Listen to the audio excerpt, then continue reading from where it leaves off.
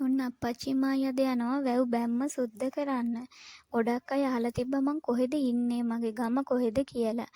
ඉතින් මම ඉන්නේ දඹුල්ල නගරයේ පහළවැව කියන ලස්සන ගම්මානේ.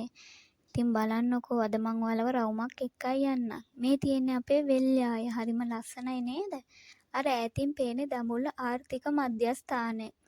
ඉතින් අපිට හැමදේම ළඟම තමයි තියෙන්නේ. ඔන්න ඔය විදිහට තමා කුඹුරු වෙල්යාය පේන්නේ. මේ තියෙන්නේ අපේ පහළවැව. මේකෙන් තමයි ඉතින් අපි හැමෝම වගා කටයුතු කරන්න වතුර ගන්නෙ. වැව නම් ටිකක් චරා වෙලා තියෙන්නේ.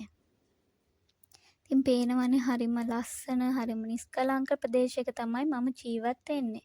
ඒ වගේම තමයි වැවයි දා ගැබයි ගමයි පන්සලයි කියන සංකල්පය යටතේ තමයි මම ලස්සනට ජීවත් වෙන්නේ.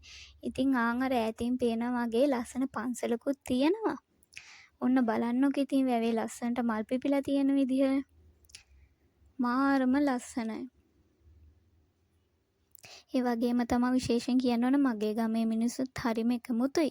මම හරිම වාසනාවන්තයි මේ වගේ ගමක ඉපදෙන්න. මේ තියෙන අපේ පන්සල. වැවත් එක්කම හරි ලස්සනට හදලා තියෙනවා. මාර ලස්සනයි. ඉතින් ගොඩාක් අය එනවා අපේ පන්සලත් බලන්න. මේ තියෙන්නේ පන්සල ළඟම තියෙන චූටි පොකුණක්.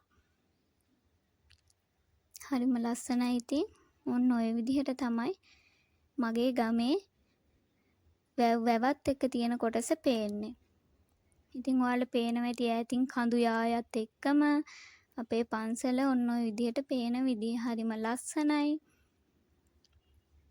පේනවනේ ඉතින් වැව නම් හැමෝම එකතු වෙලායි සුද්ධ කරන්න ඕනේ.